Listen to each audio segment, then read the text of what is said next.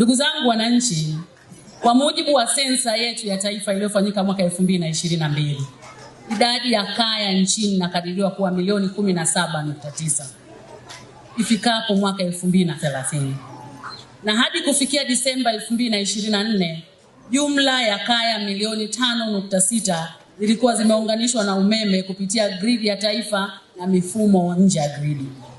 Takwimu hizi zinaonyesha wazi kuwa bado kuna tofauti kubwa sana ya zaidi ya kaya milioni 8 zinazopaswa kuunganishwa ifikapo ili kufikia lengo tuliowekewa na Mheshimiwa Rais na kufikia 75% ya uunganishaji wa kaya ifikapo mwaka 2030.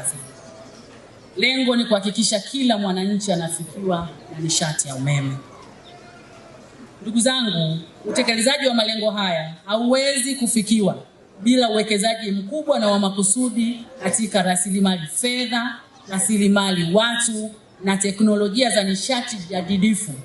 Na katika muktadha huo, serikali inaendelea kuchukua hatua mahususi za kupunguza gharama kwa mlaji wa mwisho au mwananchi ambaye ndiye anatarajiwa kufikiwa na umeme. Na nafuu hiyo tunaifanya mosi, tunatoa ruzuku, na pale inapobidi tunatoa misamaha ya kodi kwa vifaa na huduma za miradi ya nishati. Kwa mfano, msamaha wa mifumo ya umeme jua, betri na kadhalika, ili kumwezesha mwananchi kumudu gharama za kuunganisha na kunufaika na huduma za nishati nafuu.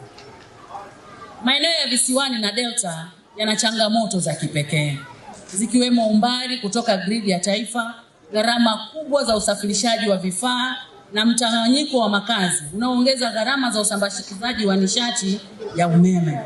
Hata hivyo, changamoto hizi haziwanyimi wananchi wa maeneo hayo haki yao ya kupata huduma ya nishati ya uhakika na nishati nafuu.